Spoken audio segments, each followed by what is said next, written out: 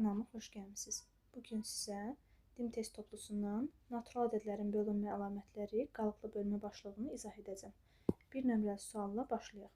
Deyir ki, x-in yerinə hansı rəqəmi yazdıqda 5, 3, x, 8, 6, x3 ədədi 9-a tam bölünür.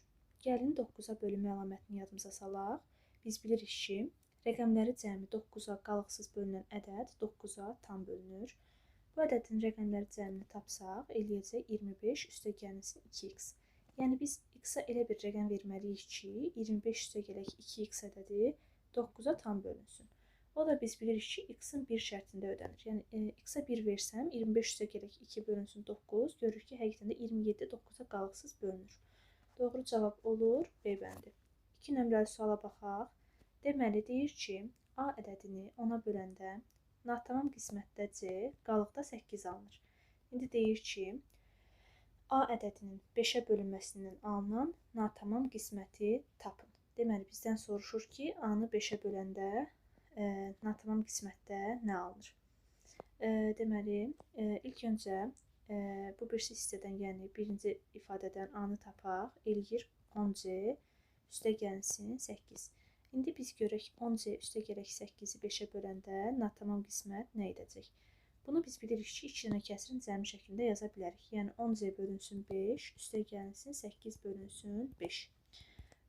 Çünki bunların məxrəcləri ortaqdır. Yəni toplamaq istəsəm ancaq sürətləri toplayacağam. Həqiqətən də birinci ifadəyə bərabər olacaq. 10C-ni 5-ə bölsəm 2C, 8-i 5-ə bölüb bunu düzgün olmayan kəsir şəklində, daha doğrusu qarışıq kəsir şəklində yazsam, eləyəcək 1 tam 5-də, qalığı da yazıram sürətə, yəni 3. Buradan da mən bilirəm ki, bu 1 tam 5-də 3-ü 1 üstəgələk 5-də 3 şəklində yaza bilərəm. Belə olan halda 2C üstəgələk 1 olur bizim natamam qismətimiz, 3 isə olur bizim qalığımız, yəni doğru cavab olur B variantı. Keçək 3 nömrəli suala. Deməli, deyir ki, A ədədini 8-ə böldükdə qalıqda 7 alınır. Deməli, natamam qismətdə bilmirəm nə alınır, amma qalıqda 7 alınır. İndi deyir ki, 2A üstəgələk 1 ədədini 8-ə böldükdə alınan qalığı tapın. Bunu yuxarıdakı üsulla da həll etmək olar və ya rahat olsun deyə birbaşa natamam qismətin yerinə yazaram 1. A-mız da olar 8 üstəgəlsin 7, yəni 15. İndi elə bil ki, 2A üstəgələk 1 ədədində A-nın yerinə 15 qoyacam. 2 vurulsun 15, üstəgəlsin 1. O da eləyir 31. İndi görüm 31-i 8-ə böləndə qalıq nə edəcək? Deməli, 3 tam düşəcək, qalıq da 7 olacaq. Yəni, doğru cavab Y bəndi. 4 nömrəli sualla davam edirəm. Deyir ki, natural ədədi 21-ə böldükdə qalıqda 16 alınır. Bu ədədi 7-yə böldükdə alınan qalığı tapın. Yenə götürürəm A ədədini. Məsələn, 21-ə bölmüşəm, qalığında 16 almışam. İndi deyir ki, həmin A ədədini 7-yə böləndə alınan qalığı tapın. Deməli, yenə bayaqki kimi 2 üsulla həll edə bilərəm. Birinci ilə natamam qismətin yerinə 1 yazım. A-mız olacaq 21 vurulsun 1 üstəgələk 16, yəni 37. 37-ni görüm 7-yə böləndə qalıqda nə alınır? 5 tam düşür, qalıq da olur 2, yəni A bəndi. Digər üsulla həll eləmək istəsəm, yəni daha aydın şəkildə yazmaq istəsəm, A bölünsün 21 bərabərdir, yazaram C, qalıqda da alıram 16. Deməli, A-nı buradan tapmaq istəsəm, olacaq 21C üstəgəlsin 16. İndi görüm 21C üstəgələk 16-nı 7-yə böləndə qalıqda nə alaram? Deməli, yenə 2 kəsirin cəmi şəklində yazaram. Üstəgəlsin 16 bölünsün 7. 21C-ni 7-yə bölsəm, olar 3C. 16-nı 7-yə bölüb qarışıq kəsir şəklində yazsam, olacaq. Deməli, 2 tam düşəcək, 7-də 2. Yenə ayrı şəkildə yazım. 3C üstəgələk 2, üstəgələk 7-də 2. Nəyə soruşurdu məndən? Demişdim, qalıq, baxın, buradakı bu sürətdə olan hissədir. Yəni 2-dir. Yenə gördüyümüz kimi eyni cavabı aldıq. 5-ci suala baxaq. Deməli, deyir ki, natural ədədi 12-yə böldükdə, məsələn, A-nı götürüm, 12-yə böləndə deyir ki, qalıqda 10 alınır. İndi deyir ki, bu ədədi 6-ya böldükdə alınan qalığı tapın. rahat olsun deyə, deməli, Natanın qismətin yerinə 1 yazdım. Yəni, istədiyimiz yolla həll edə bilərik. Rahat olsun deyə Natanın qismətin yerinə 1 yazdım. A-mız oldu 12 üstəgələk 10, yəni 22. İndi görüm 22-ni 6-ya böləndə qalıqda nə alıram? Deməli, 3 6-ım 18, qalığım da olur 4, yəni A variantı. Deməli, indi isə 6 nömrəli sualla davam edək. Bizə deyir ki, 6 rəqəmli, elə bir ki, yazım, bu ədədin 6-ya bölünməsi üçün A-nın mümkün qiymətlərinin cəmini tapın. Ümumiyyətlə, 6-ya bölünmə qaydasını yadımıza salaq. Ədəd eyni zamanda həm 2-yə, həm də 3-ə qalıqsız bölünməlidir ki, 6-ya tam bölünsün. Deməli, mən bilirəm ki, ədəd 2-yə bölünürsə, son rəqəmi ya 0 olmalıdır, ya da cüt rəqəmlər olmalıdır da. Yəni, A-mız, əgər 2-yə bölünməyə baxıramsa, baxın, bu qiymətlərdən birini almalıdır.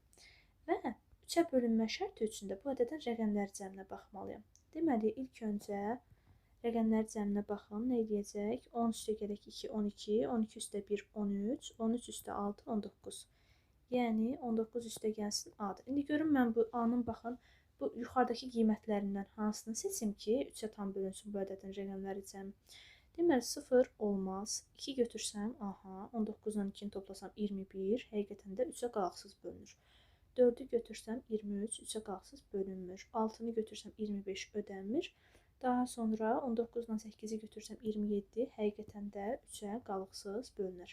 Ona görə də bizə deyir ki, A-nın mümkün qiymətlərinin cəmini tapın. 2 ilə 8-i toplayaram, doğru cavab eləyər 10, yəni C variantı. Daha sonra 7 nömrəli suala baxaq. Deyir ki, N-in hansı qiymətlərindən 5 rəqəmli 712N4 ədədi. Deməli, 3-ə tam bölünür. 3-ə bölünmənin şərti nə idi? Rəqəmləri cəmi 3-ə qalıqsız bölünməli idi. Rəqəmləri cəminə baxaq. Deməli, 8 üstəgələk 2, 10, 10 üstəgələk 4, 14. Bir də var, üstəgəlinsin N. Mən N-in yerinə elə bir qiymət qoymalıyam ki, 3-ə qalıqsız bölünsün. Deməli, N-in yerinə 1 qoya bilərəm. Eləyir 15, 3-ə bölünər. 2-yə 2-ni qoya bilmərəm, 3 qoya bilmərəm. 4 qoysam, aha, 14-dən 4 toplasam 18, 8-dən 3-ə bölünür. Bir də 7 qoya bilərəm ki, 14-dən 7-ni toplayanda 21 eləyir. Bu da 3-ə tam bölünər. Yəni, doğru cavab oldu C variantı. Daha sonra 8 nömrəli suala baxaq.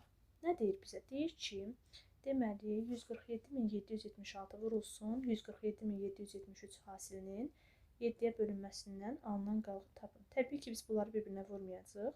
Sadəcə alınan qalıqlar tapıb işimizi həll edəcəyik. Baxın, görürəm ki, ədədin bu hissəsi, baxın, 7-yə tam bölünür. Deməli, bizə problem yaradacaq. Yəni, qalıq yaradacaq hissə, baxın, budur 6.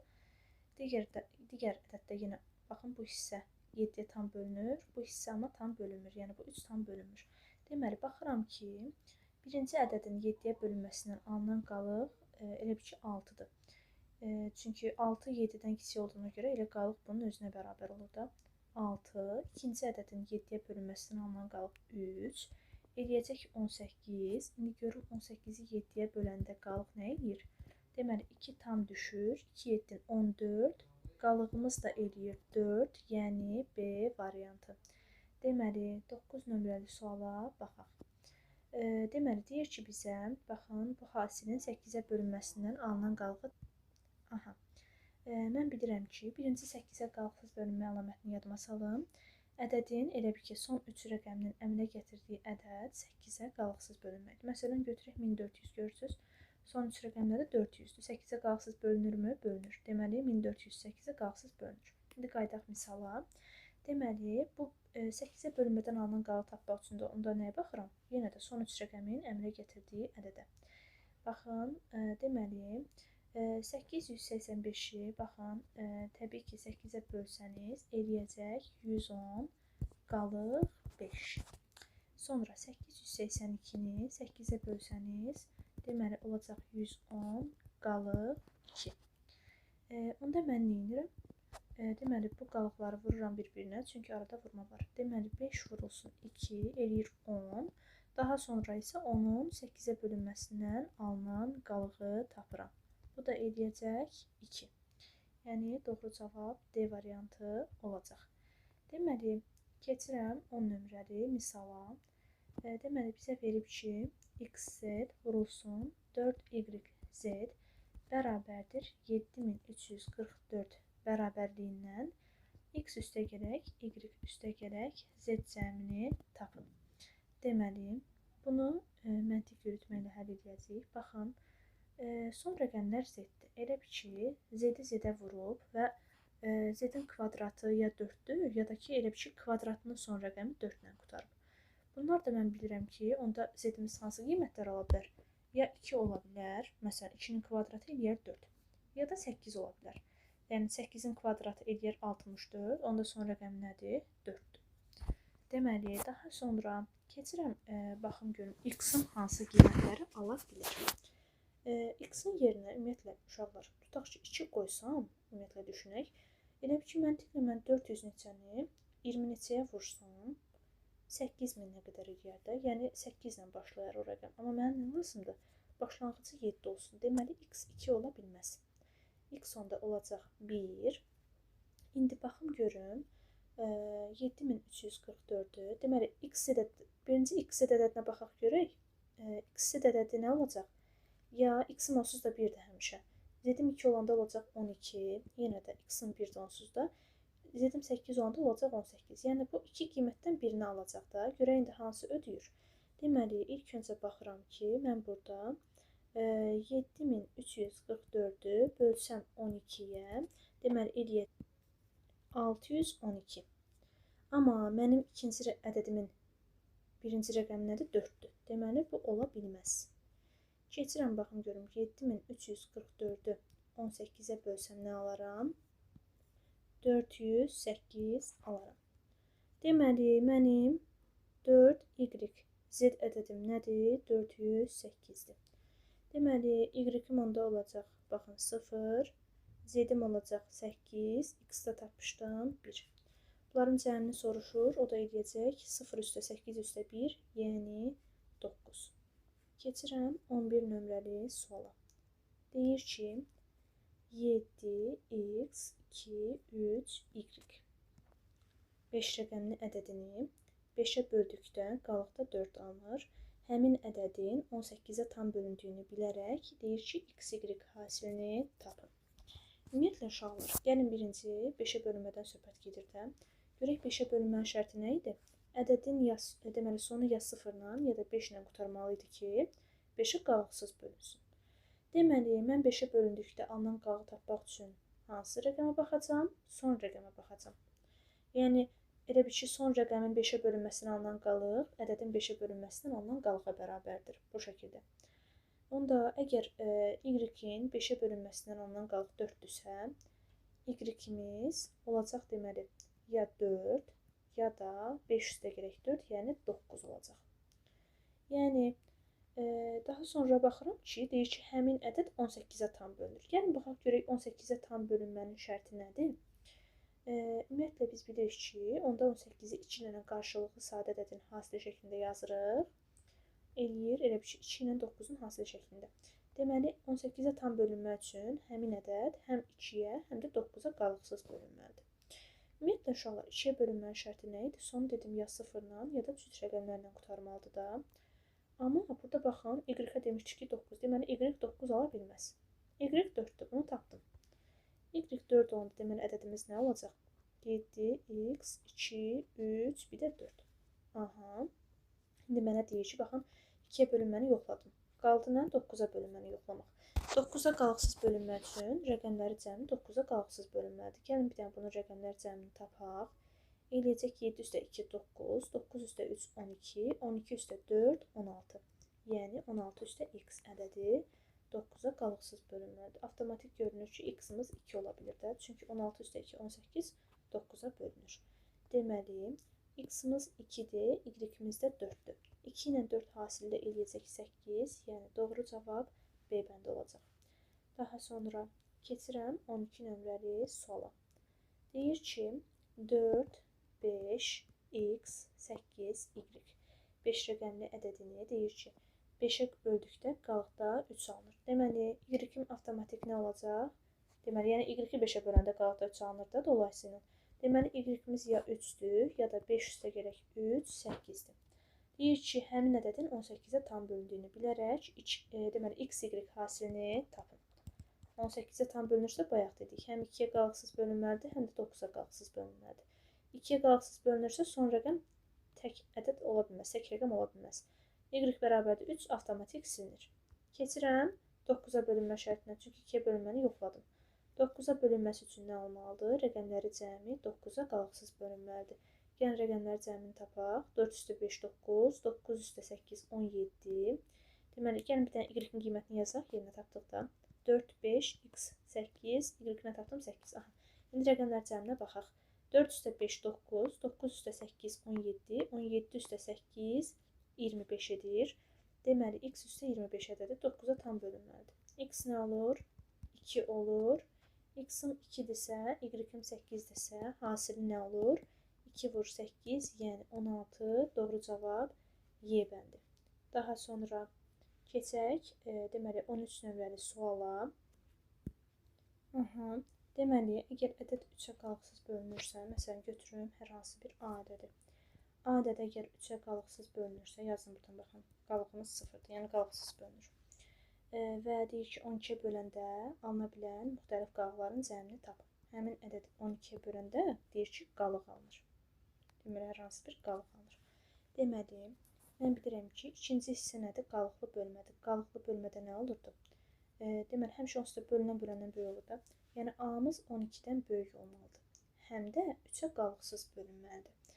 Deməli, 12-dən böyük olub 3-ə qalıqsız bölünən ədədlər hansılardır?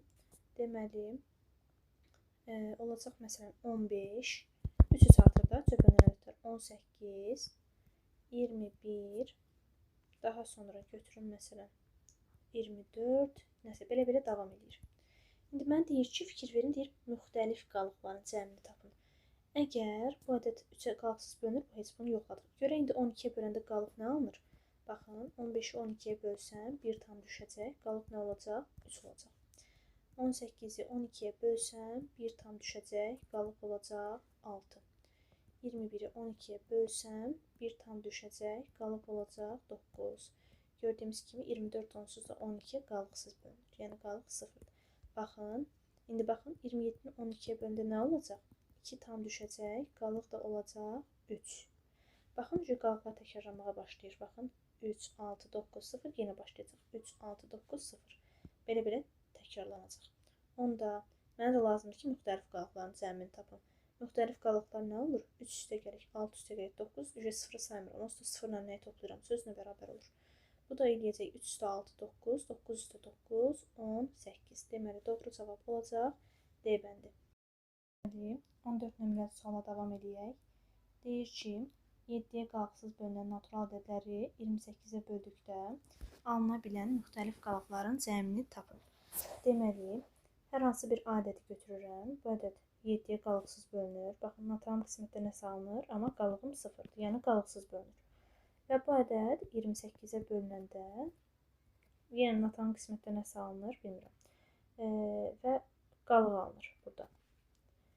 Deməli, onda mən bilirəm ki, ümumiyyətlə bölünmə əlamətinə bölünəndən böyük olmalıdır. Yəni, bu A ədədi 28-dən böyük olmalıdır. Bərabər halını götürmürəm. Niyə? Çünki burada məndən deyir ki, qalıq alınır. Əgər 28-ə bərabər olan ədəd, yəni 28-i 28-ə bölsəm, qalığımda 0 alınır da, yəni bunun bir mənası qalmaz. Ona görə A-nı 28-dən böyük götürürəm və elə bir ədəd götürməliyəm ki, 7-yə qalıqsız bölünsün. Başlayıram elə 28 bölünənə görə 28-in üstünə 7 gəlirəm, 35. 35 üstə 7, məsələn, 42. Üstə 7, 49. Üstə 7, deməli, 56. Üstə 7, məsələn, 63. Belə-belə davam edir. İndi mənə lazımdır ki, alına biləcək müxtəlif qalıqların cəmini tapın. Elə bir şey 28-ə böləndə. 35-i 28-ə bölsəm, 1 tam düşər, qalığım olar 7. 42-ni 28-ə bölsəm, 1 tam düşər, qalıq olar 14. Daha sonra 49-u deməli 28-ə bölsəm, 1 tam düşər, qalıq olar 21. 56-nı 28-ə bölsən 2 tam düşər, qalıq olar 0, yəni qalıqsız bölünür. Daha sonra deməli 63-ü 28-ə bölsəm, deməli düşəcək 2 dəfə, o da 63 çıxaq 56, yəni qalıq eləyir 7. Gördüyünüz kimi artıq qalıqlar təkrarlanmağa başlayır. 7, 14, 21, 0 yenə başlayır. 7, 14, 21, 0 şəklində təkrarlanmağa. Yəni, mənə də lazımdır ki, müxtəliflərin cəmini tapım. O zaman 7 üstə 14 üstə 21 üstə 0, yəni olacaq 21 üstə 21, yəni 42. Doğru cavab olacaq D bəndi. Daha sonra keçirəm 15 nömrəli suala. Deyir ki, AB ədədinin BA ədədinə bölünməsindən alınan natamam qismət vahidə, yəni 1-ə, qalıq isə 36-ya bərabər olarsa, A-nın ala biləcəyi qiymətlərin cəmini tapın. Deməli, A1 üstə A2 üstə elə bir ki, AN. Bunların cəmini bizdən soruşur. Ümumiyyətlə, buradan gəlin AB-ni tapaq. AB-ni tapsaq, nəyə bərabər olacaq? BA üstə gələk 36-ya. Gəlin bir dənə bunları açaq. 10A üstə gələk B bərabərdir 10B üstə gələk A üstə gələk 36. Gəlin indi dəyişənləri bir tərəfə keçirək. Nə olacaq? Bunlar olduğu kimi qalıb. Elə bir ki, bu ifadənin yerini bu tərəfə keçirirəm. İşarələri əksinə dəyişəcək hədlərin. Olacaq mənfi 10B, mənfi A, 36 da qalıb yerində. Deməli, 10 A-mızdan A-mızı çıxsaq 9-a, B-mizdən 10B-mizi çıxsaq mənfi 9B bərabərdir 36-ya. Hər tərəfi 9-a bölsəm, A çıxılsın B bərabərdir 4-ə, A-mız buradan bərabərdir B üstə gələk 4-ə. Daha sonra biz burada nəyimizi nəzərə almalıyıq? Biz bilirik ki, qalıqlı bölmədə nə olur? Qalığımız həmişə bölənimizdən kiçik olur. Deməli, qalığımız nədir? 36, bölənimiz nədir? BA. Deməli, 36 kiçikdir BA. İndi mən elə bir BA ədədi tapmalıyam ki, A bərabərdir B üstə gələk 4 şərtini ödəsin. Bir də 36-dan böyük olsun. Elə ən kiçiyimizi götürək, məsələn, 37. Ödəyir də bu şərti. Həqiqətən də B-nin yerinə 3 qoysam, elə ki, 3 üstə gələk 4, 7 edir, ödəyir. Sonra gəlin B-nin yerinə 4 qoyaq. B-nin yerinə 4 qoysaq, baxın burada. B-miz 4 olsa, A-mız nə olacaq? 4 üstə 4, 8. B-miz 5 olsa, 5 üstə 4, 9, yəni 59. Daha sonra mən bilirəm ki, B-nin yerinə 6 qoya bilmərəm. Niyə? Çünki B-nin yerinə 6 qoysam, A-mız olar 10. Amma mən bilirəm ki, həm A, həm də B bir rəqəmli natural olmalıdır. Yəni, ona görə bunu silirəm. İndi deyir ki, A-nın ala biləcəyi qiymətlərin cəmini tapın. A-mız elə ki, bizim burada ikinci rəqəmimizdir. Olacaq 7 üstə 8 üstə 9. Yəni, deməli, 15 üstə gələk 9, 24. Doğru cavab olacaq A variantı. Deməli, 16 nömrəli suala baxaq. Bizə verilib ki, A, 2, B, 6, C ədədi 12-yə bölünərsə, A üstə B üstə C ifadəsinin ala biləcəyi ən kiçik qiyməti tapın. 12-yə bölünmə şərti nədir? 12-ni 2 dənə qarşılıqlı sadə ədədin hasil şəklində göstərirəm, yəni 3 və 4. Deməli, ədəd 12-yə tam bölünməsi üçün eyni zamanda həm 3-ə, həm də 4-ə tam bölünməlidir. 4-ə bölünmə şərti nədir? Son 2 rəqəmə baxıram. Onlar ya 0-0 olmalıdır, ya da əmələ gətirdiyi ədəd 4-ə tam bölünməlidir. Və mənə digər tərəfdən də deyir ki, A üstə B üstə C cəminin ən kiçik qiymətini tapım. Yəni, mən bu A, B, C hədlərini ən kiçik götürməliyəm. O zaman düşünürəm ki, C-yə ən kiçik nə verə bilərəm? C-yə ən kiçik 0 versəm, 64-ə həqiqətən də qalıqsız bölünər. Onda keçirəm 3-ə bölünməni yoxlamağa. Rəqəmləri cəminə baxıram, A üstə B üstə 8 eləyir. Deməli, bu cəm 3-ə tam bölünməlidir. Bu cəmin ən kiçik qiyməti nə ola bilər? 9 ola bilər. Yəni, onda A plus B-miz nə olur? 9 çıxılsın 8, yəni 1. A üstə B üstə C cəmimiz nə olur? Bunun yerinə 1 yazıram, C-nin də yerinə 0 yazıram, eləyir 1. Deməli, keçək 17-yə.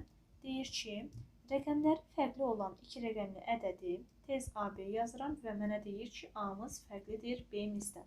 Deyir ki, 5-ə böldükdə qalıq ən böyükdür. 5-ə böldükdə qalığımız ən böyükdür. Deyir ki, bu şərti ödəyən neçə 2 rəqəmli ədəd var? Qalıqlı bölmə əməlindən mən bilirəm ki, qalıq həmişə böləndən kiçik olmalıdır. Bu məsələdə bölən nədir? 5-dir. Yəni, qalıq 5-dən kiçik olmalıdır. Qalıq 5-dən kiçikdirsə ən böyük hansı qiymət ala bilər? 4 ala bilər. Deməli, qalığın yerinə yazıram 4. Daha sonra 5-ə bölünmə əlamətini yadıma salıram. Son rəqəm ya 0, ya da 5 olmalıdır. Onda 5-ə bölünmədən alınan qalığı tapmaq üçün mən hansı rəqəmə baxıram? Son rəqəmə baxıram. Yəni, B-nin 5-ə bölünməsindən alınan qalıq 4-dür. Onda B hansı qiymətlər ala bilər? Ya 4 ola bilər, ya da 5 üstə gələk 4, yəni 9 ola bilər. Aha, daha sonra uşaqlar, mən düşünürəm ki, deməli, 5-ə böldükdə qalıqda 4 alınan 2 rəqəmli ədədlərin ümumi sayını tapım. Ondan sonra rəqəmləri təkrarlanan 2 rəqəmli ədədlərin sayını bu ümumi saydan çıxın. Aha, deməli, başlayaq birinci ardıcıllığımızı quraq. Ən kiçik nədən başlayır? 5-ə böləndə qalıqda 4 alınan ədədlər. 14-dən başlayır, 19, 24, 29, nəsə belə-belə davam edir, ta ki 99-a qədər. Aha, mən bilirəm ki, bu ardıcıllıq deməli ədədi silsilə əmələ gətirir. Çünki bu ədədlərin hamısı eyni fərqlə artır. Baxın, 5, 5, 5, 5 artır. Deməli, mən bu ardıcıllıqdakı hədlərin sayını necə tapa bilərəm? Ən böyük ədədimiz nədir? 99-dur. 99-dan çıxaram ən kiçik ədədimizi, bölərəm aradakı fərqə, üstünə gələrəm 1. Bu da eləyər 85 bölünsün 5, üstə gələk 1, yəni 17 üstə gələk 1, 18. Aha, bu bizim ümumi sayımızdır. Bəs rəqəmləri təkrarlanan ədədlərimiz hansılardır bu sırada? Biz bilirik ki, biri 44-dür, biri də 99-dur, yəni 2 dənədir. Onda 18-dən çıxaram 2-ni, eləyər 16. Doğru cavab olacaq 16. Keçək 18 nömrəli suala. Deyir ki, deməli, A, 8, A, B ədədi 30-a tam bölünürsə, A-nın mümkün qiymətlərinin cəmini tapın. 30-u 2 dənə qarşılıqlı sadə ədədin hasil şəklində göstərirəm, yəni 3 və 10. Deməli, 10-a bölünmənin şərti nədir? Yəni, 30-a tam bölünməsi üçün ədəd eyni zamanda 3-ə və 10-a tam bölünməlidir. 10-a bölünmənin şərti nədir? Son rəqəmimiz, burada yəni B-miz 0 olmalıdır. Keçirəm 3-ə bölünmə şərtini yoxlamağa. Rəqəmləri cəmi 3-ə tam bölünməlidir. Rəqəmləri cəmini yazaq. 4A üstə gələk 8. Bu cəm 3-ə tam bölünməlidir.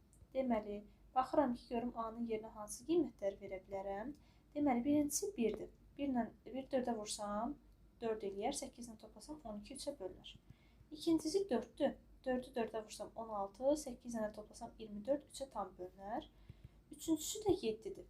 Çünki 7, deməli 4-ü 7-yə vursam 28, 8 dənə toplayaram 36, 3-ə tam bölünür. Mənə də lazımdır ki, A-nın mümkün qiymətlərinin cəmini tapım. Yəni 1 üstə 4 üstə 7 eləyər 12. Doğru cavab 12. Keçirəm 19 nömrəli suala. Deməli, mənə verilib ki, A6, A, B ədədi 30-a tam bölünürsə, A-nın mümkün qiymətlərinin cəmini tapın. Yenə də 30-u 2 dənə qarşılıqlı sadə ədədin hasil şəklində yazıram. Yəni 3 və 10. Deməli, ədədin 30-a tam bölünməsi üçün eyni zamanda 3-ə və 10-a tam bölünməsi lazımdır. 10-a bölünməsi üçün son rəqəm 0-dır. B-miz 0-dır. 3-ə bölünməsi üçün rəqəmləri cəminə baxıram. 4A üstə gələk 6 edər. İndi yoxlayım görüm A-ya hansı qiymətləri verəndə bu cəm 3-ə tam bölünür.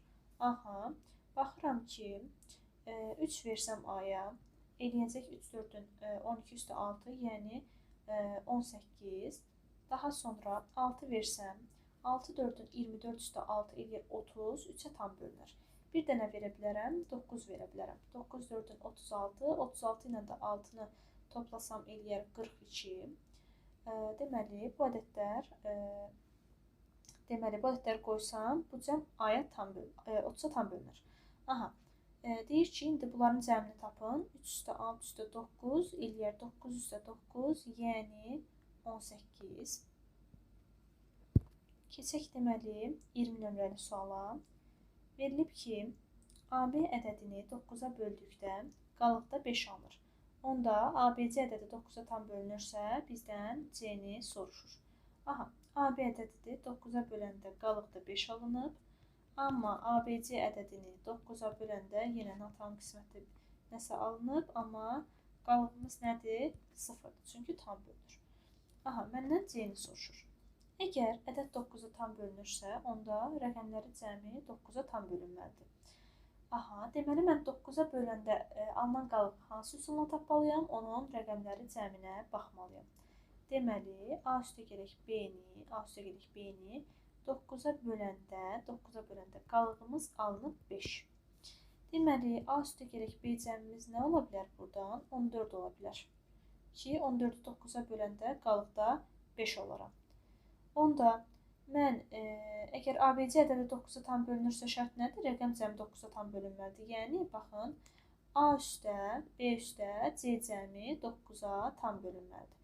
A üstə B-miz 14-dürsə, yerinə 14 qoyaram. Üstə gələk C bölünsün 9. Aha, C-ni yerinə elə bir ədəd yazmalıyam ki, 14 üstə C cəmi 9-a tam bölünsün. Bu da 4-dür təbii ki. Çünki 14 ilə 4-ü toplasam eləyər 18. 18 də 9-a qalıqsız bölünər.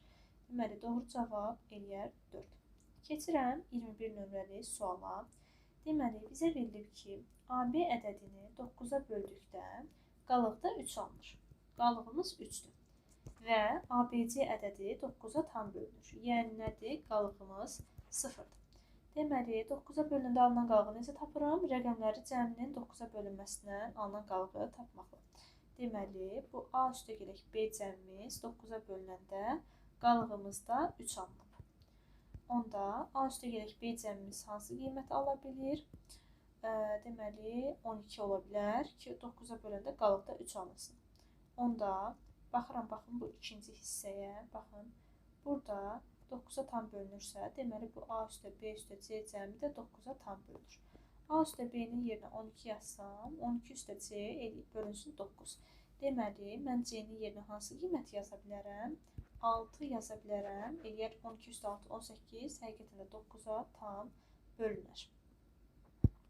Keçirəm deməli 22 nömrəli suala. Bizə verilib ki, x, y 0, 6 bölünsün. X, y bölmə əməlində natamam qismət A və qalıq B olarsa, AB hasilini soruşur. Deməli, mən bilirəm ki, x, y 0, 6 ədədini bu şəkildə yaza bilərəmmi? Baxın. X, y vurulsun 100, üstə gəlinsin 6. Həqiqətən də, baxın, bu cəm x, y 0,6-ya bərabərdir. Deməli, niyə belə yazdım? Baxın, bu x, y-ə tam bölünən hissəsini tapmağa görə, baxın, bölünsün x, y şəklində yazsam, bunları mən 2 dənə ayrı kəsirin cəmi şəklində yaza bilərəm. Yenə deyim, baxın, biri x, y vurulsun 100 bölünsün x, y, biri də 6 bölünsün x, y. Deməli, nə olacaq? Baxın, x, y vurulsun 100 bölünsün x, y, üstə gələk 6 bölünsün x, y. Bu da nəyə bərabərdir? Baxın, x, y-lərimiz ixtisar gedər, qalar 100, üstə gəlinsin 6 bölünsün x, y. Bu bizim nəyimizdir? Baxın, natamam qismətimizdir, yəni A-mız. Buradakı sürət, yəni bu 6 bizim nəyimizdir? Qalığımızdır, yəni B-miz. Bizə də lazımdır ki, AB hasilini tapaq, yəni 100 vurulsun 6, bu da bərabər olacaq 600-ə. Deməli, keçək 23-ə. Bizə verilib ki, x, y 0, 4 bölünsün. X, y bölmə əməlində natamam qismət A və qalıq B olarsa, AB hasilini tapın. Mən x, y 0, 4-ü yenə də baxın, x, y vurulsun 100, üstə gəlinsin, 4 şəklində yazsam, bölünsün x, y. Nəyə bərabər olacaq? Yenə də 100 üstə gəlsin, 4 bölünsün x, y-ə. Deməli, burada 100 bizim nəyimizdir? Natamam qismətimiz, yəni A-mız. 4 isə bizim nəyimizdir? Qalığımızdır.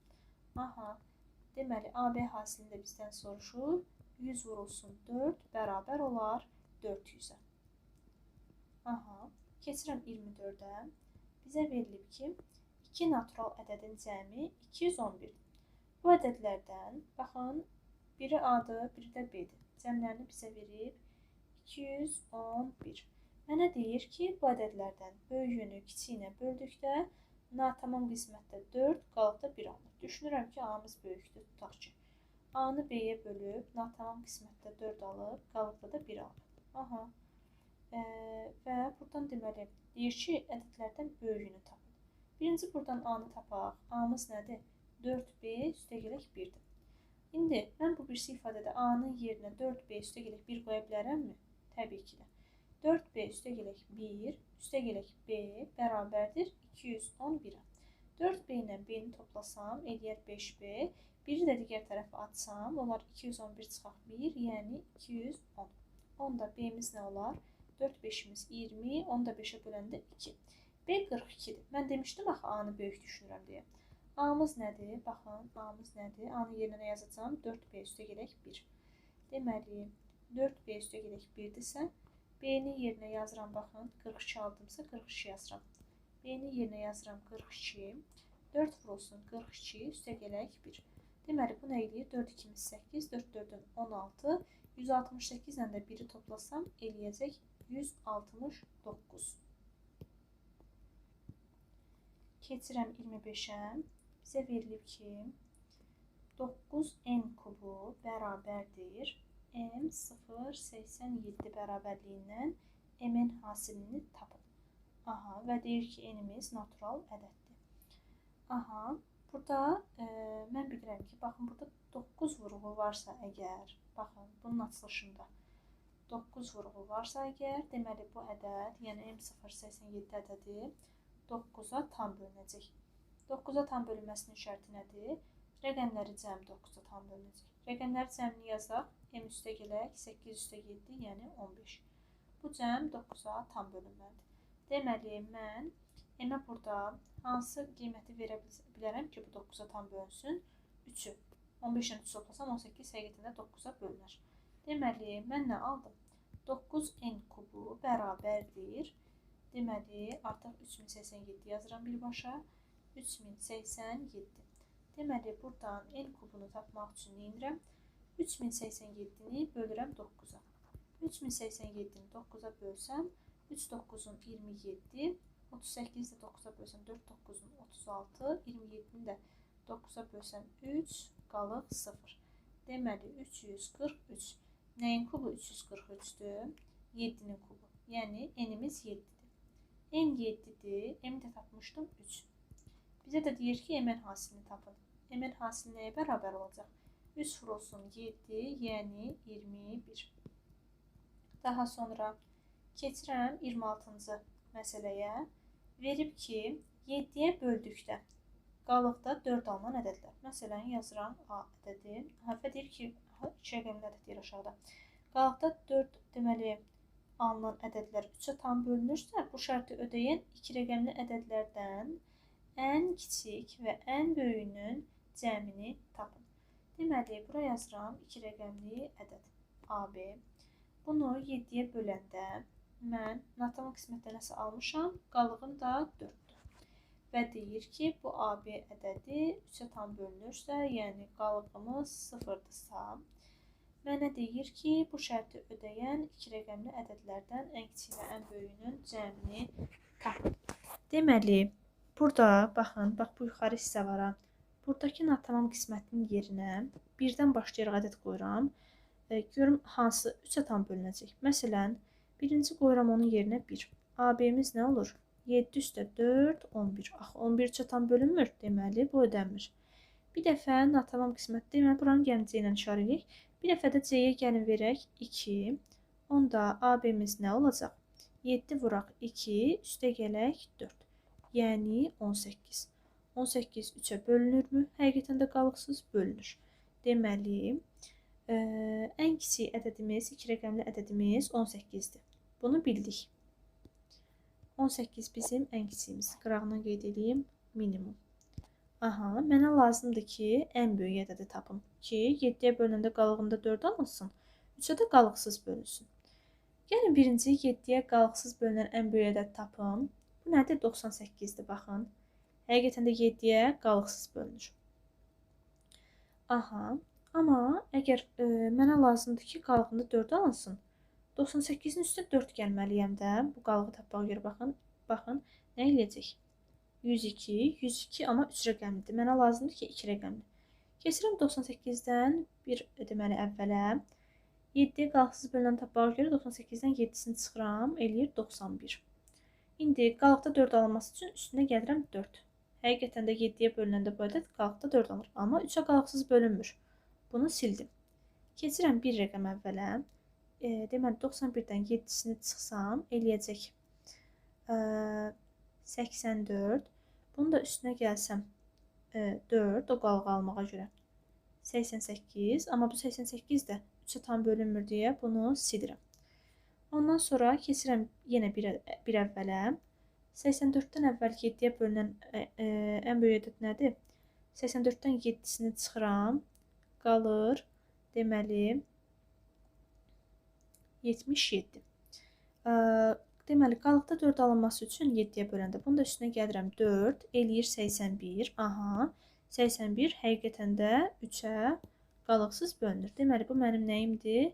Ən böyük ədədimdir. Nə edirəm? 81 ilə ən kiçik ədədim nə idi? 18 idi. 18-i toplayıram, eləyir 99. Aha. Keçirəm 27-ci misala. Deyir ki, m ədədini 7-yə böldükdə qalıqda 6 alınır. M kvadratı üstə 3m üstə 7 ədədini 7-yə böldükdə qalıqda neçə alınır? Aha. Burada m deməli natanın qismətin yerinə verirəm 1. Deməli qalığımda da 6 alınıbsa m nə olur? Deməli 7 üstə 6, yəni 13 olur. Deməli gətirib burada m kvadratı üstə 3m üstə 7 ədədində yerinə qoysam 13-ün kvadratı 169, 13-ü 3-ə vursam 39, üstə gələk 7. Nə olacaq? Deməli 169 üstə gəlsin 30 üstə 16 eləyir 46. Bunları toplasam 1 yadda, ondan 1 toplasam 11, 1 yadda, 215. Mənə lazımdır ki, 215-i 7-yə bölünəndə alınan qalığı tapın. Bu da eləyər 30 tam, qalığım da 5. Keçirəm 28-ci suala. Deməli, deyir ki, m ədədini 5-ə böləndə qalıqda 3 alınır. İndi bu bir ədədi deyir 5-ə böləndə qalıqda neçə alınır? Bunu deməli 2 yolla da həll edəcəm. Birincisi, natanın qismətə 1 qoyacam. Qalığımda alınıb 3. M nə olur? 5 üstə gələk 3, yəni 8. İndi bu m kvadratı üstə 6m üstə 5 ədədində m-in yerinə 8 qoysam, 8-in kvadratı 64, 8 6 48, üstə gələk deməli 5. Bu da eləyəcək 64, üstə gələnsin 53, yəni 117. İndi baxıram ki, 117-ni 5-ə böləndə qalıqda nə alaram? Deməli, 11-i 5-ə bölsəm 2 dəfə, 17-ni də 5-ə bölsəm 3 dəfə, qalıq da eləyəcək 2. Deməli, keçək indi ikinci üsulumuza. Deməli, ikinci üsulumuz necədir? M bölürəm 5-ə, natanın qismətdə C alınıb, qalığında da alınıb 3. İndi buradan m-i tapıram. M nəyə bərabərdir? 5-dir, üstə gələk 3. Gətirirəm bu ifadəni, baxın, m kvadratı üstə gələk 6m, üstə gələk 5 ədədində yerinə qoyuram. Yəni, m-in yerinə yazıram 5-dir, üstə gələk 3. Baxın, 6 vurulsun, 5-dir, üstə gələk 3. Üstə gəlsin 5. Gəlin bir dənə bunu açaq. Nə olacaq? 25c kvadratı üstə gələk 2 vurulsun 3, 6, 6-nı da 5c-yə vursam 30c, üstə gələk 3-ün kvadratı 9, üstə gələk 6-nı 5c-yə vursam 30c, 6-nı 3-ə vursam 18, deməli 5 ilə də toplasam eləyəcək 23. Deməli, bunu sadələşdirim, 25c kvadratı üstə gələk 60c, üstə gələk 32. Mənə lazımdır ki, baxın, bu ifadənin 5-ə bölünməsindən alınan qalığı tapın. Yazıram bura. 60c üstə gələk 32 bölünsün 5. Bunları mən 3 ayrı kəsrin cəmi şəklində yaza bilərəmmi? Əlbəttə yaza bilərəm. 60c bölünsün 5 üstə gələk 32 bölünsün 5. Baxın, 5 ilə 25 ixtisar gedir, qalır 5c kvadratı. 5 ilə 60 ixtisar gedir, qalır 12c. 32-ni də 5-ə bölsəm nə düşər? 6 tam düşər 5-də 2. 6-dan 5-də 2-də mən 6 üstə gələk 5-də 2 şəklində yaza bilərəm də, elə deyilmi? Deməli, natamam qismət soruşsaydı, baxın, bu hissəni götürəcəkdik. Amma bizdən qalıq soruşduğuna görə nəyi götürürük? Baxın, bu 2-ni götürürük. 2 bizim qalığımızdır. Deməli, hər iki yolla da cavab almaq mümkündür. Hər iki yolla da cavab 2 alınır. Keçirəm 29 nömrəli suala.